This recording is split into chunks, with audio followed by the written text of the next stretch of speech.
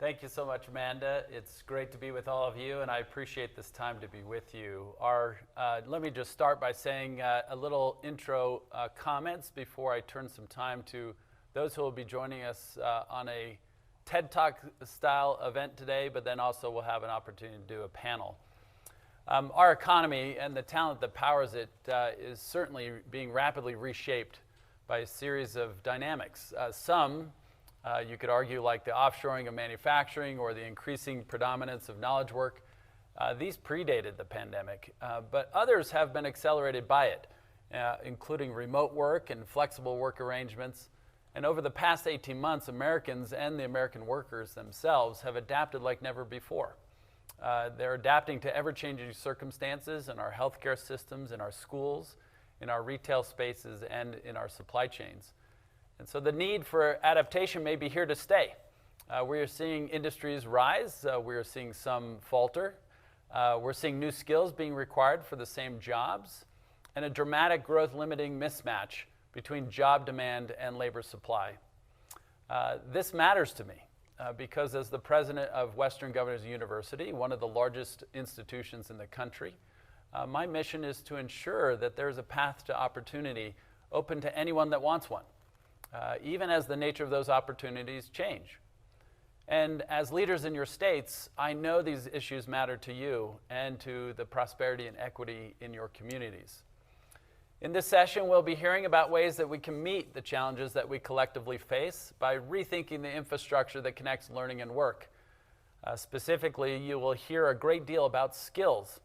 In a nutshell, the guiding principles are that every individual has something to contribute, that we should align opportunity with talent, and that we should make pathways to opportunity visible and navigable for individuals. We'll now hear individually from three leaders who each have a unique perspective on the changing landscape of work and talent and on the promise of a skills-based talent pipeline. Okay, thank you very much. Well, good morning or afternoon, wherever you happen to be today. And Scott, thanks for the introduction. It's just an honor to be here with all of you at the NGA conference. I wish I were there in person with you. It's also really kind of fun to be able to follow our governor, Eric Holcomb, with his introduction a few moments ago. You know, Indiana has been on this pathway for quite a while now under Governor Holcomb's leadership. And I've really been looking forward to this conversation around the skills-based revolution. That revolution has been underway in Indiana, and I'll share a little bit of that with you. What I wanted to do in the next slide here, where it says Governor's Workforce Cabinet, is share with you a little bit contextually what has taken place the last several years with regard to, thank you, we can go to the next slide, thank you. I wanted to share with you sort of the foundation that has been put in place to really establish a culture and a vision and a strategy in Indiana. Governor Holcomb, in some of his previous roles and with his predecessors, began putting in place what I readily think of as three pillars that have been guiding the work in Indiana, including work to which Governor Holcomb referenced, Workforce Ready grants, the employer training grants, and the new Career Accelerator Fund. And those can be characterized by alignment, engagement, and advancement.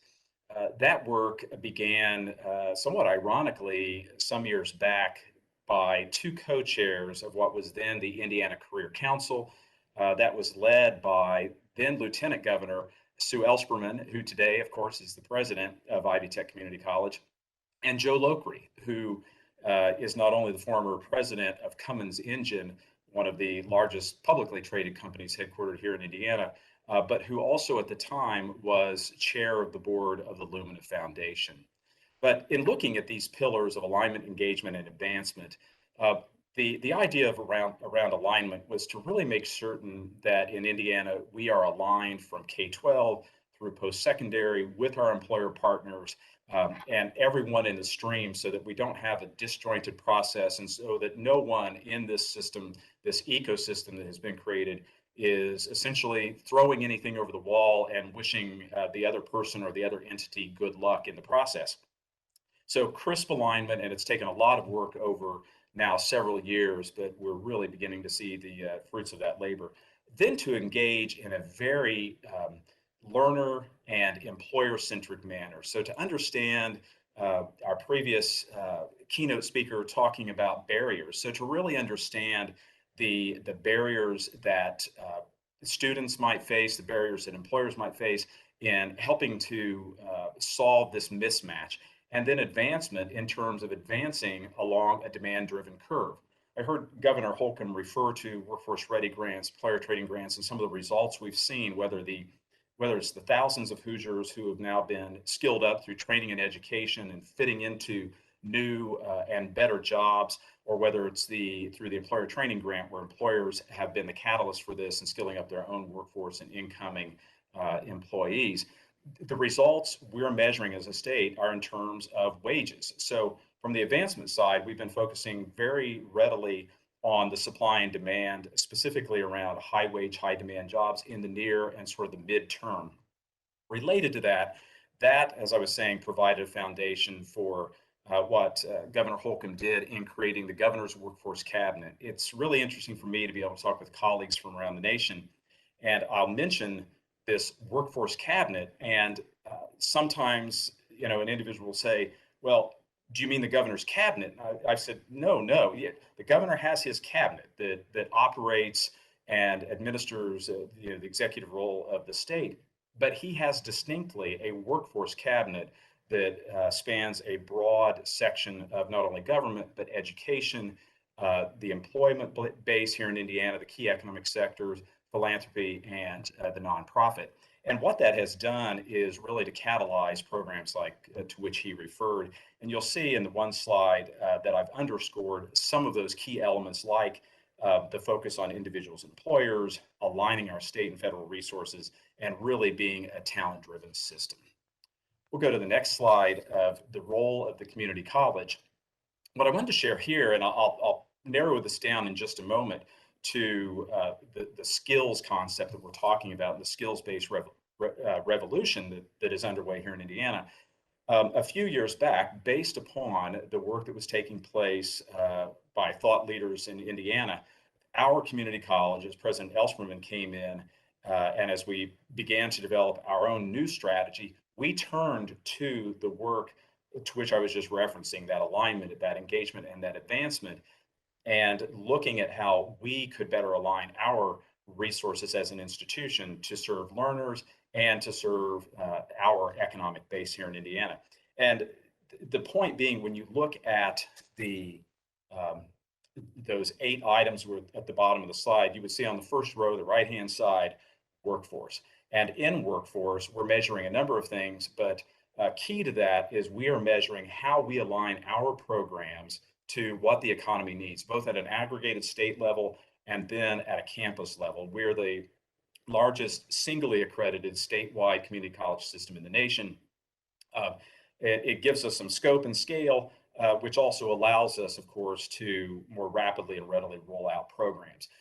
What we have done now for the past going on 4 years is to do a supply and demand analysis of every one of our programs at each one of our 19 campuses and at the systems level to match what we're producing in terms of supply, along with other training and education providers in the state, to what the state's job demand needs are.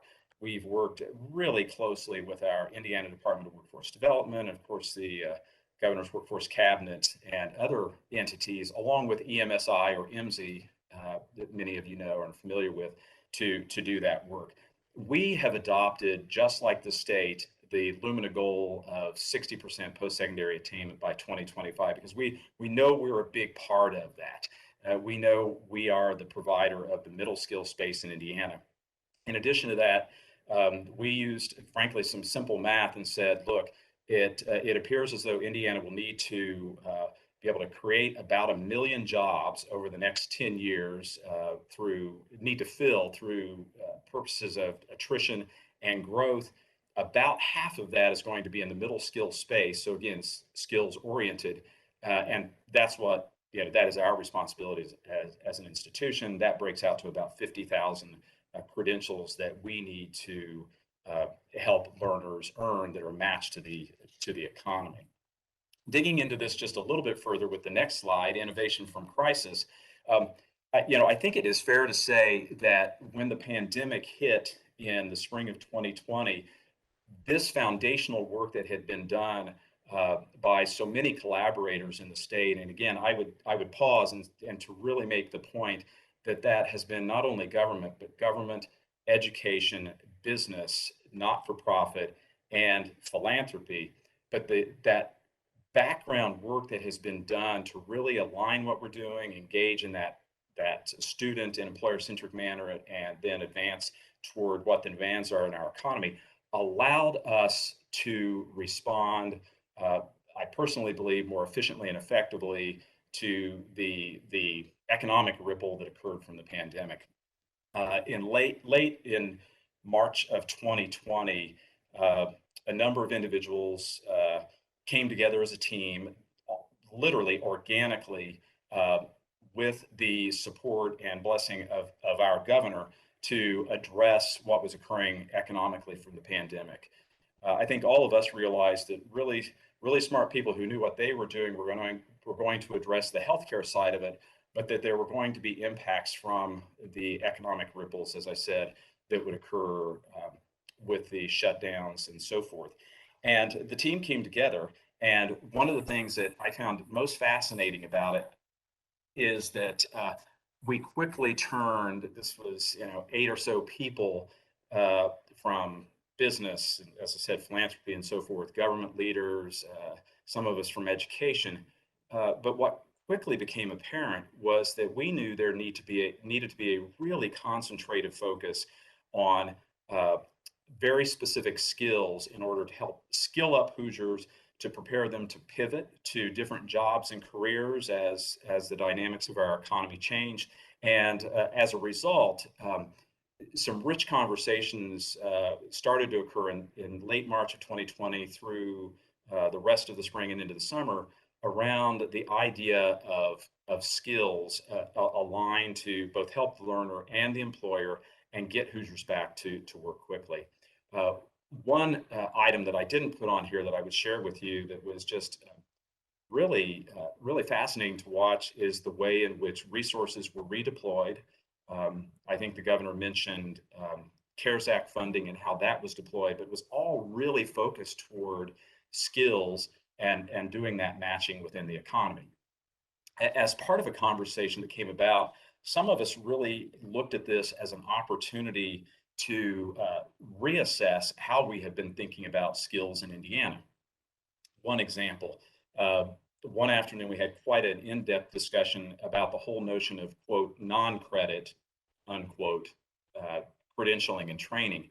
And it was apparent to, I think, every one of us in the discussion that we needed to be thinking about that differently, thinking more so in terms of an ecosystem that focused on skills broadly, like a skills academy approach. And from that then became a very concentrated focus on micro-credentialing. The slide you were just seeing a moment ago, innovation from crisis, what I think is fair to say is we were doing this work as a state, realizing that we needed to focus on these very specific micro-credentials, if you will. And at the same time, our friend Kathleen Delasky and her colleagues at Education Design Lab, I believe you're going to hear from Kathleen here shortly this afternoon, we're beginning to stand up the work that they have been doing in micro-credentials. Well, as you might guess by now, we came together with Kathleen and her team with our idea as they were standing up the Community College Growth Engine Fund, and found that there was a relationship that we wanted to create there. Education Design Lab came alongside Ivy Tech Community College, came alongside the state and said, how can we help with this? They helped not only by catalyzing from a funding standpoint with support from the Walton Family Foundation, but also from a thought leadership standpoint, pressing us to think about what might actually be needed. And in the next slide, I'll share with you a process that we developed with the support of EDL. And then in the last slide in a moment, I'll share what some of that work looked like. So if you take a look at the micro pathway design process, this was critically important for us in kind of reevaluating the way we look at skills and then how we could rapidly, again, responding to this healthcare and economic crisis that was underway, and then take that learning into the future. Fairly simple if you look at it, really 6 steps, beginning with a market assessment. So the market demand assessment, not only from a quantitative standpoint, but the qualitative standpoint by really engaging deeply with employers. Extending that, then looking very specifically at skills and competencies that were coming out of those discussions with employers in terms of the positions that they would need to fill, spending a lot of time, and this is one I wish we had more time to unpack for you, but really working closely with learners and potential learners on what their needs were and what their needs are, whether it's virtual, whether it's in person, whether it's the barriers and ways to address those. Moving on to, of course, sort of a natural design process of doing this, but then testing and iterating prototypes, and of course, then looking at the marketing and business model and finalizing pathways. And in this instance, we chose to develop 4 pathways that have shown to have very high demand here in Indiana, and you're looking at them now. I'm not going to spend much time on these. One, I think I'm about out of time. And again, my friend Kathleen, I think is going to go into some depth later this afternoon, but probably not surprising to all of you. They hit on the key economic sectors, the supply chain area and what we call now CDL plus, and of course, advanced manufacturing, and of course, in IT, some of the higher demand areas. But within each one of these, we have embedded what have been referred to in the past as soft skills or employability skills, 21st century skills, so that the individual learner not only has the technical expertise and aptitude to do the work that employers are so hungry for, but also those employability skills. Look forward to the discussion. Thank you.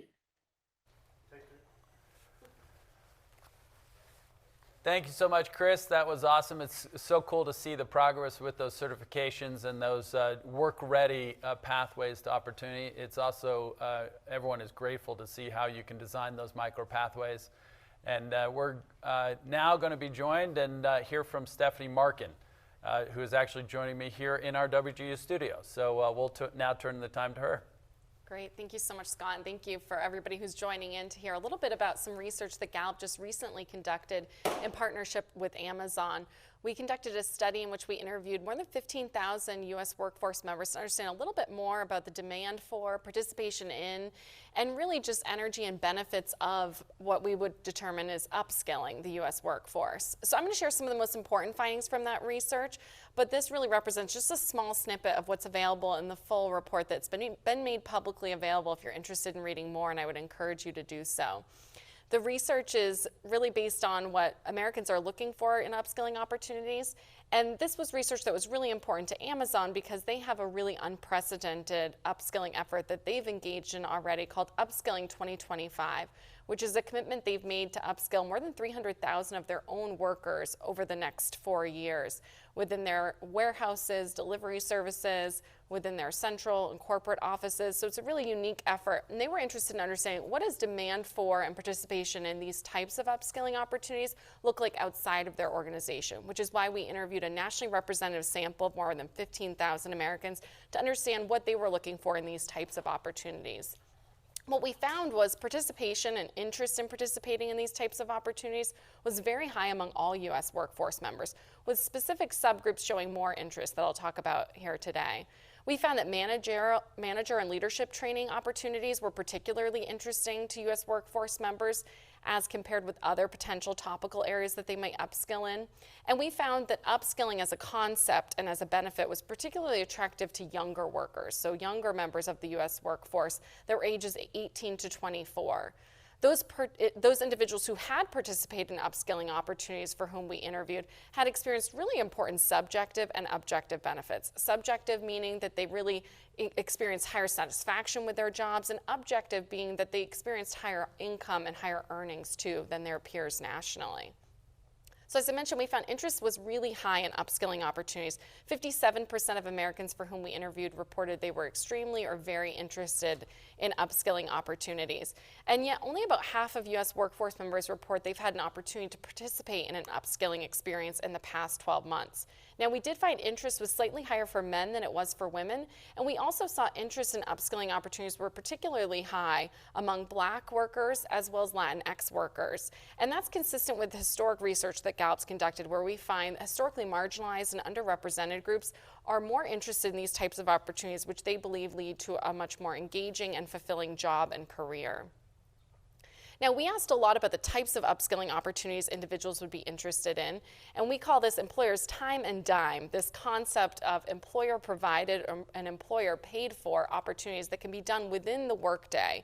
We found that those types of opportunities were very interesting to Americans. Not surprisingly, they were far more interested in paid upskilling opportunities than they were unpaid opportunities, and they were very interested in opportunities that allowed them to complete this upskilling experience within the workday. Especially for caregivers, that's so important. They have needs and commitments outside of their workday that they have to fulfill, so providing these types of opportunities within the workday was very attractive to U.S. workforce members. Now, we presented a long list of potential areas in which somebody would upskill to all of those that we interviewed. And we found there was particular interest around technical and digital opportunities, not surprisingly given our current state in the U.S. workforce. But there was also a lot of interest in what we would call softer skills, or I've heard Scott Pulsipher describe as enduring skills, skills around leadership-based training and managerial opportunities, where people can really learn to lead within their workforce and within their job and career. Now, as I mentioned earlier, we see 18 to 24-year-olds are particularly interested in these types of opportunities. We actually provided respondents a list of potential benefits they've come to expect from an employer that they're applying to. Things like health insurance, retirement benefits, paid time off, paid sick leave, disability, etc. We found that the third most often reported attractive and important benefit for 18 to 24-year-olds were upskilling opportunities. And this is consistent with a lot of research that Gallup has conducted, where we find members of Gen Z as well as millennials are really attracted to employers and organizations where these upskilling opportunities are provided. Now, many people will often comment, well, that makes sense. They're in a more formative part of their career and their journey. Of course, they're looking for those opportunities. But Gallup has been conducting this research for 40 plus years. And so we benefit from being able to look at prior generations when they were at that same formative point in their career. We find that millennials and Gen Z members and those generations that are coming along after them are just far more interested and attracted to opportunities that provide these types of upskilling experiences. So it seems like it's something unique to this generation that they've really come to expect from potential employers. Now, job satisfaction, standard of living, and quality of life were all much higher for those individuals who reported that they had upskilled in the past 12 months. So those individuals who reported they had that opportunity, 71% of them reported that their overall satisfaction with their job or career has increased. 65% said their standard of living had increased. And 69% said that their overall quality of life had really improved. We also asked them on a 0 to 10 scale, where 0 was the worst possible job and 10 was the best possible job, where they would put their job current day if they were employed for an employer. And we found those individuals who had participated in upskilling opportunities rated their job much higher. So on that 0 to 10 scale, they were at a 7.4, compared to those who hadn't had an opportunity to upskill, who were at a 6.1. And this is really consistent with Gallup's historic research of 30 plus years, where we find opportunities at work to learn and grow is a key measure of engagement with your job. You have to have that opportunity within your workplace to not just have stickiness within your career, but stickiness with that employer and to stay at that employer long term. The most important objective benefit, of course, that we also measured in this research was just the economic benefit to these upskilling opportunities. We found that upskilled workers were making on average about $8,000 more per year, which is obviously a significant improvement for somebody's individual earning power. It equated to about an 8.6% improvement in their overall earnings, which is similar to economic literature that suggests that most people who participate in these types of training opportunities see about a 6% improvement in their annual earning power. But this was actually slightly higher. Unfortunately, one of the most important insights from the research is that we find we're largely skilling the skilled. So we're skilling individuals who already have higher order skills that they can use within the workforce and within their current job. And we're really missing out on skilling individuals who are highly interested in these opportunities, but don't have them widely available within their workplace or outside of their workplace. So there's so much to be done in order to make sure that the individuals who would disproportionately benefit from upskilling actually have the opportunity to do so. So with that, I'll turn it back over to Scott, but happy to answer any questions during our panel-based discussion. Thank you, Stephanie. That was fascinating. It's always great to see the research and the data that's actually helping validate or at least crystallize the perceptions that many may have had around how even mid-career, mid-professional pursuits around upskilling and gaining greater knowledge and capability is actually resulting in real impact and benefits for those who seek it. And it definitely seems like it's one of those cases where the benefit is in fact being realized by those who are seeking it. So that's great to see that first and next opportunity. So with that, we'll hear from our final participant today, and it's great to actually have Gayatri Agnew back with us. So we'll turn now the time to you, Gayatri. Thank you so much, Scott. I really appreciate the opportunity to be here with all of you today. And it goes without saying, all become much more skilled at managing technical difficulties. So thank you for your patience with me. I'm here on behalf of Walmart Inc. I think most of you know what Walmart is, but I want to share a couple of things you may not be as familiar with about Walmart. Walmart employs 1.5 million Americans. We represent 10% of the retail labor market, and we are one of the largest training providers in America. But we cannot live into our vision of creating greater equitable pathways for our employees without the partnership of all of the organizations that are on the line today, but particularly without active engagement and partnership from states and from governors.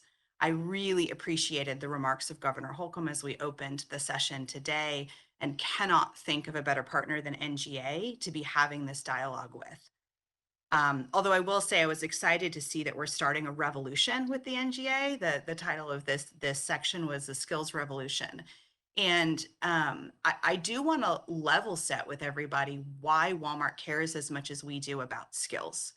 And it is not about skills, it is about opportunity, right? We've all heard the phrase talent is equally distributed, but opportunity is not. And while education is a tremendous way to unlock that opportunity, education that is based on skills is a way to unlock even more opportunity. So what we believe at Walmart is that if we can take ourselves as the nation's largest private employer to a place where we are looking at and building career pathways upon skills, not upon degrees as a proxy for those skills, we can simply create a larger and greater, more robust network of pathways to opportunity, not just for our own workers, but for all Americans.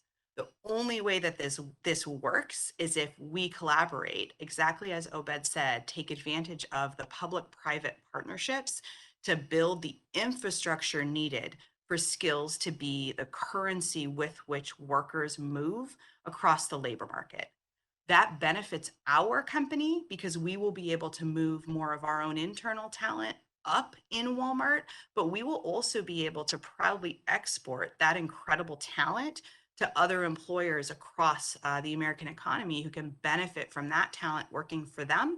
And in turn, we will more easily be able to identify needed talent that may be in a different sector today that can benefit from building a career path with us tomorrow.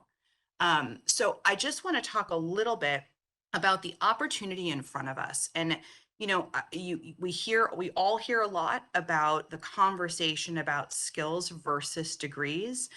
And from a Walmart perspective, we don't think of it that way. This isn't about skills winning and degrees losing or vice versa. This is about all of us embracing the importance of learning. So the way that we measure learning is in skills. Learning occurs in college. Learning occurs at Ivy Tech. We just heard a ton of great and innovative examples of that. But learning also occurs every day. I had a good lesson in flexibility and adaptability this morning when my computer crashed, right? We all learn in different ways every day, all the time. And what we want to be able to do at Walmart is partner with all of you to create a skills infrastructure that moves talent through our labor market, recognizing this learning that occurs every day, everywhere. And there is a critical role for government to play in that. There's a critical role for learning providers and educators to play in that. And there's a critical role for employers to play in that. But the spark of that movement is really about recognizing the value of learning and recognizing that every individual American has value to bring to the table irrespective of whether their learning has been formally recognized or not.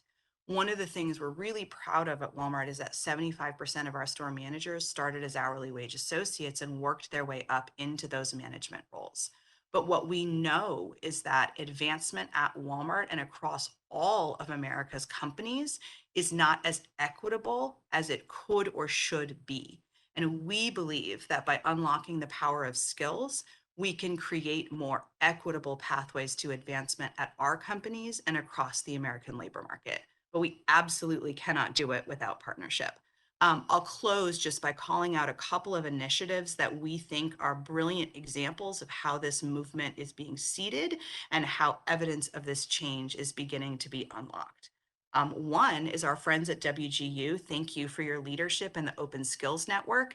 If that's not something you're already engaged in, y'all are missing out. So plug in with that incredible movement that is moving forward. And we're really proud to be a part of that. Another initiative, which Obed mentioned earlier, is 110, which is looking to create greater opportunities and to upskill a million Black workers over the course of the next 10 years. Those kinds of catalytic commitments across public-private partnerships, across companies and government, are going to help to shift this movement and to move it forward. And then at Walmart, our CEO, Doug McMillon, is just in the end of his term as chairman of the BRT.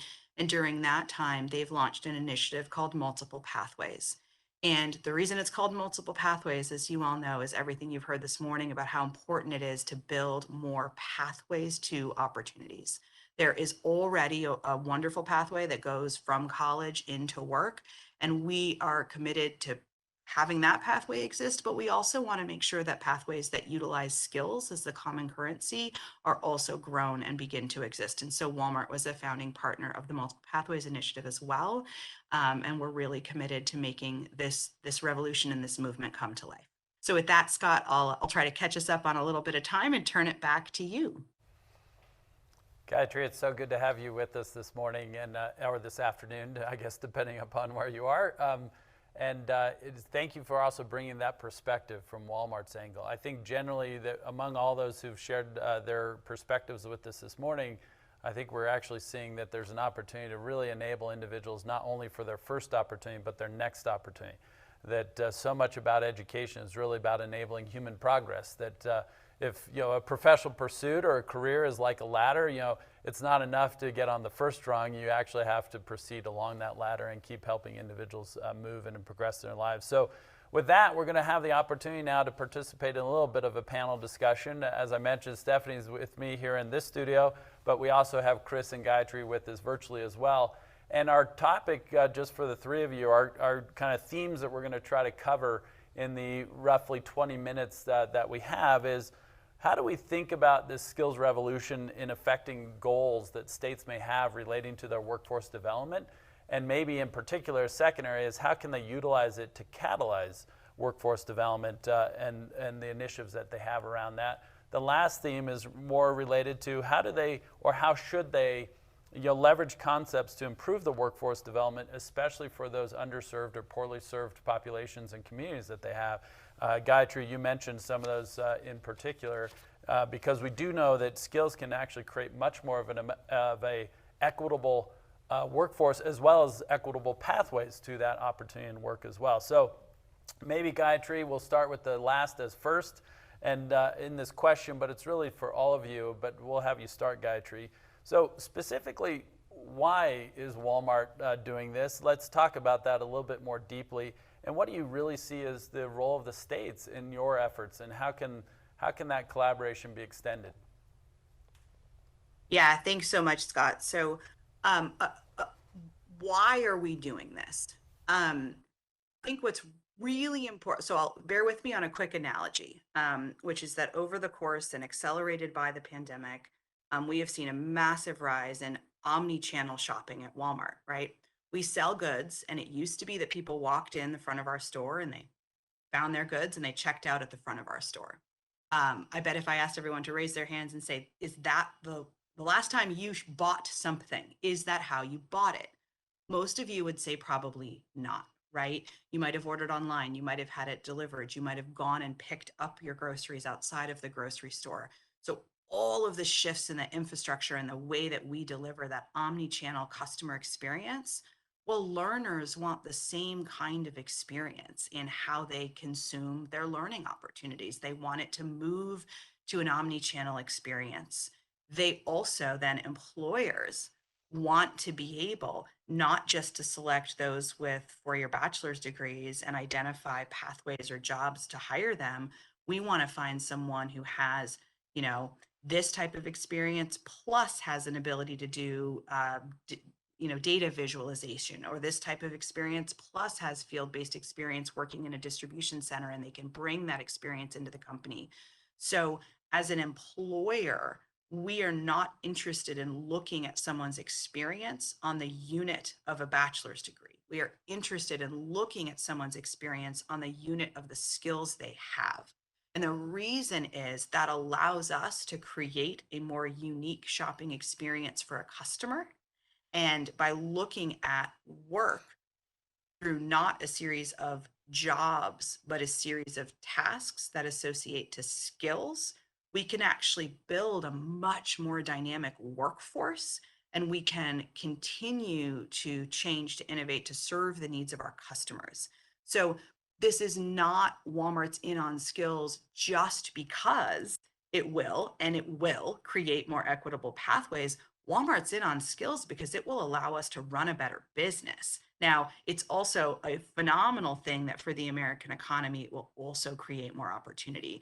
But this mindset shift of understanding work and learning at the unit of skill and not at the unit of job or degree is really critical to unlock why we care so much about this. And if I could just add one other thing, I think when you look at jobs through that lens of skill, you will see, and we already see some of this, you will unlock so much more opportunity for not just diverse candidates, but diversity of experience, right? For folks to bring in their informal learning that occurred probably through work to be recognized in a more formal way, and helping them then to use that learning to advance their careers, whether that's with the same company or that's with a series of companies, but they can, using the unit of skill, more easily showcase their skills to a wider variety of prospective future employers. Yeah, that's great, Gayatri. I think that analogy is very relevant. We often talk about the idea that technology is reshaping everyone's expectations, but it's also shaping what we can do and how we can innovate to change it. And I don't know of anything today that, as a process goes, it's actually worse because of technology. Whether it's shopping, whether it's travel, whether it's banking, like you can think of so many aspects where technology has actually made it more accessible, more personal, more unique to me as an individual, and just simply more effective in terms of getting done what we need to get done. And I think the same can be true for work and education. Chris, from your perspective, we obviously heard from Governor Holcomb earlier. You're nicely embedded, if you will, into the Learning to Work apparatus within the state of Indiana. What's your perspective in terms of how is the state engaged with Ivy Tech? How do you see states engaging in these development of the skill-based and credential pathways that you talked about? Yeah, we have been so fortunate at Ivy Tech to really just have a rich relationship with the Governor's Workforce Council, the governor, and and the various agencies that are really focusing on learners, education, and training here in Indiana. And I've been making some notes. I think one of the benefits of individual states engaging is that innovation can take place, and if everyone's in sync or aligned, it can take place pretty rapidly. Observations that have been made by others already today about the shifts in the economy, the shifts that are taking place in experiences.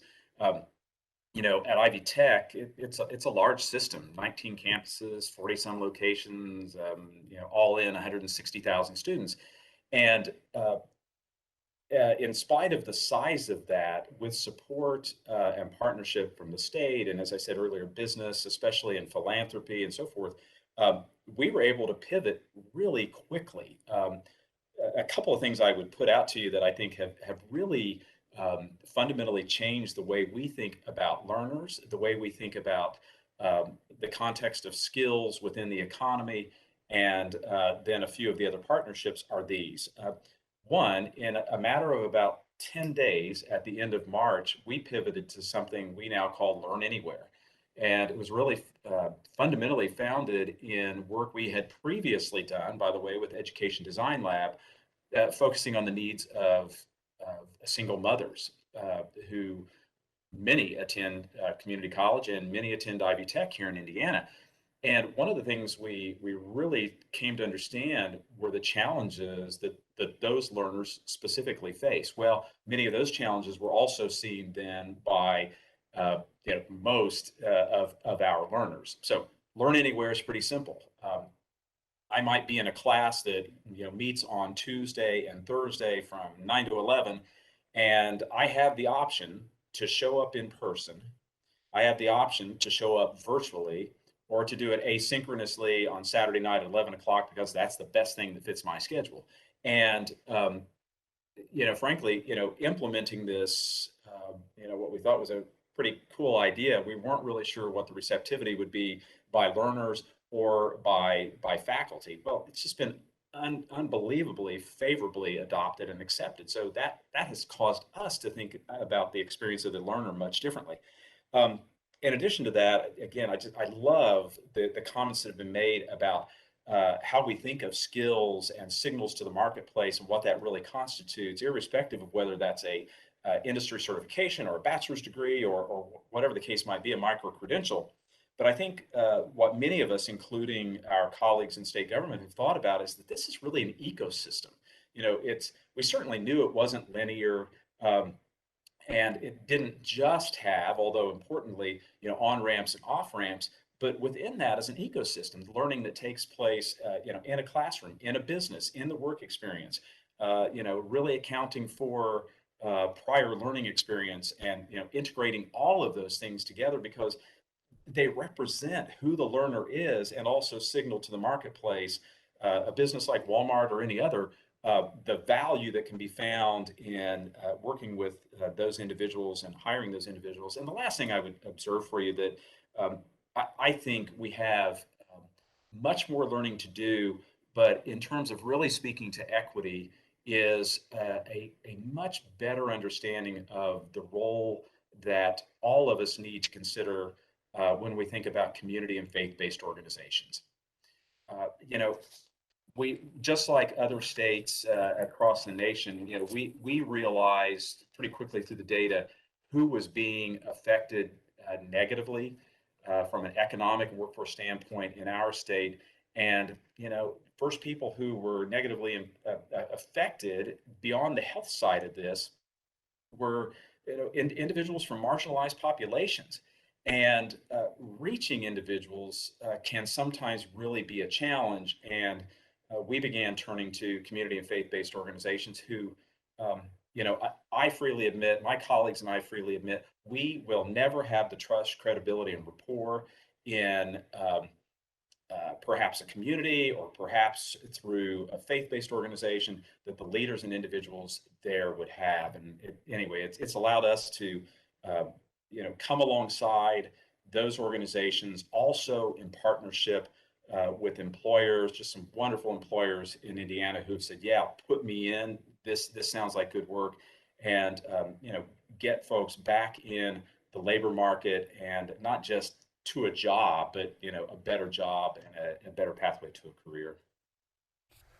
Thank you for that, Chris. I think one of the interesting things that everyone should take away from Chris's comments are there are maybe two elements. One is that notion of learn anywhere. I think that was a great notion. The idea that, in fact, it's really incumbent upon us to actually extend the access to education, the acquisition of knowledge, skill, and ability, regardless of where you are. And so how do we enable that learn anywhere? And there's a connection there to what Gayatri was also sharing, which is, if anything, what those individuals are expecting is to how they access learning is also changing because of their experiences in consumer and mobile technology, everything else. It says I have much more control of my time and availability than I did before, such that synchronous to asynchronous, in person, online, like this is a spectrum that you really want to enable that learn anywhere model. I think that's a great model. The other one is this takeaway around the partner network that you should be thinking about in the state, so that you can better expand access to underserved populations. So you can also provide that peer and influence network that is so supportive of those individuals as they're traversing those pathways to new jobs, whether it's the first or the upskill new job. And I think that's a great lesson too, or a takeaway that everyone can have. So let's turn to Stephanie, to you. The question I think I have for you is, as you think about the changing credential landscape, and you've heard obviously from Chris and Gayatri as to how that it includes degrees, but also includes certifications, things that are relevant to that next opportunity. So what should be top of mind for state leaders in this regard? How should they be thinking about policy, even investments and funding? Like, what would you suggest to them as, what does this changing credential landscape mean for them?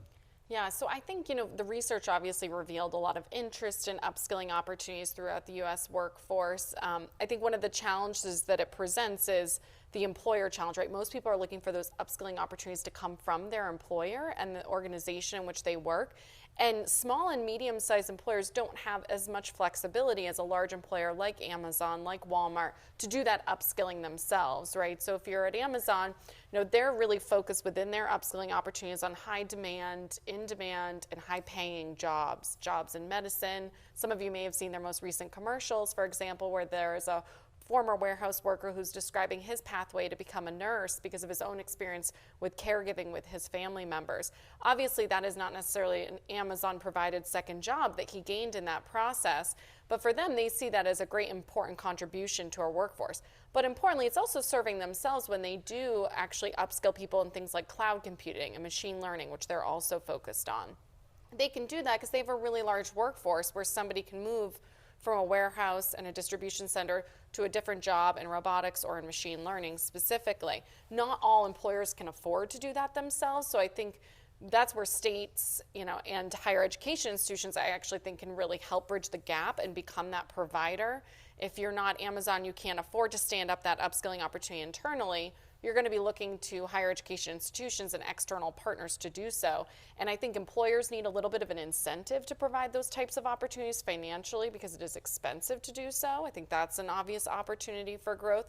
But I also think higher education partnerships can be really valuable in this process because people are going to continue to look to employers for those opportunities. That's the first place they always go. That's even consistent with research that we've done historically at Gallup in partnership with Northeastern University, where we asked people, if your job was eliminated due to AI or automation, where would you go? Nobody reported higher education institutions. They actually reported employers. That's how they think about upskilling themselves. So those opportunities have to be available within that employer, but that does require some sort of external participation, especially for those smaller, medium-sized businesses.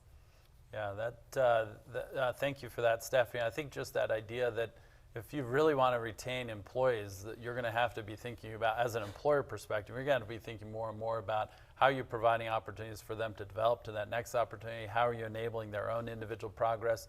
That's, at the end of the day, is like we are all investing in human progress, is one way to think about it. And this lifelong learning systems are a key part of that. And that does change, I think, how states should be thinking about policy, about funding, about, aid that flows to individuals. Is like it shouldn't be only prescripted to degree programs. It has to be more comprehensive in that regard.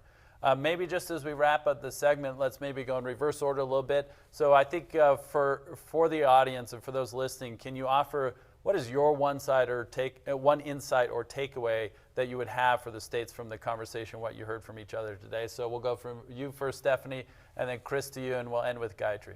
Gosh, well, that's such a good question. I do think one of the most important pieces is what you just said, Scott, which is that issue of retention. This is a uniquely competitive job market. Individuals who have the opportunity to upskill and improve within their own job are more likely to stay and retain at the organization long term, but it's also really attractive opportunity to prospective employees as they're thinking about their next job. So I think that concept of how can you upskill somebody also to serve that employer and that organization is really important. So I do think it's a really unique, attractive retention tool for current and prospective employees. That's great. Thank you. Chris, to you. Yeah, I think a key takeaway in all of this, and again, especially catalyzed by what we've seen with the pandemic, does relate, in my view, to individuals and the economic and social mobility that all of us doing this as well as we can together can make manifest. Supporting employers and being just deep partners with them in order to help them flourish, to create jobs, to create wealth. And then I think really, again, especially shown during the pandemic is with the belief and having deeply embedded in this, the understanding of our need to focus on equity, and that doing these things really well can support that effort and really lift up a lot of our citizens across the country in terms of thinking about economic social mobility and really thinking about it with a lens toward equity. So those are some key things that I hear. Thank plan you. to take back. Thank you, Chris, for that. And Gayatri, to you, bring us home. Thank you, Scott. I think going back to why skills matter so much is it allows us, communities, to have a shared data infrastructure to see the movement of talent. And so then if we have that, we, employers, education providers, government, community, we can make shared decisions that benefit the talent needs of communities and the talent needs of states, not just the talent needs of an individual employer. So Walmart, Amazon, plenty of others, we will do our part to design for our talent needs. The role of government is to ensure that as we're doing that, we're able to partner with you to also design for the talent needs of communities. And do that strategically, we have to be able to look at the unit of talent along a skills line and not just along the line of did they or did they not obtain a specific educational credential, right? That's not actually enough information. So I think the thing that folks can do is give that permission to innovate. Chris, I was so struck by some of the examples you gave, and that is clear sort of permission to innovate for Ivy Tech to be able to show that those kinds of alternative and new and creative models work, and then help us all collectively move to that unit of impact being one of gained skill in community that creates stronger talent infrastructure, and that benefits everybody. And employers will, Walmart is committed to buying into and supporting that, but we absolutely cannot do it alone because it's not for us, it's for the greater good of that broader community, and that really requires deep engagement from governors and from states. Thank you, Gayatri, for that. And let me, on behalf of everyone, let me just extend the appreciation we have to each of you for participating in this vitally important conversation, and especially to the host of the National Governors Association about how skills really is catalyzing the development of a future of learning and work that is more relevant, more accessible, more timely, and ultimately more equitable, so that in fact education and work can be more unified and linked going forward, and especially that the promise of it is accessible and available to everyone. So thank you to all who've participated, and you all have a great rest of the day. And now I think I'm turning back to Amanda. Hi, thank you, Scott, and thank you to our incredible panelists for joining us today. We have a lot more content coming in this meeting, but right now we're going to take a short break.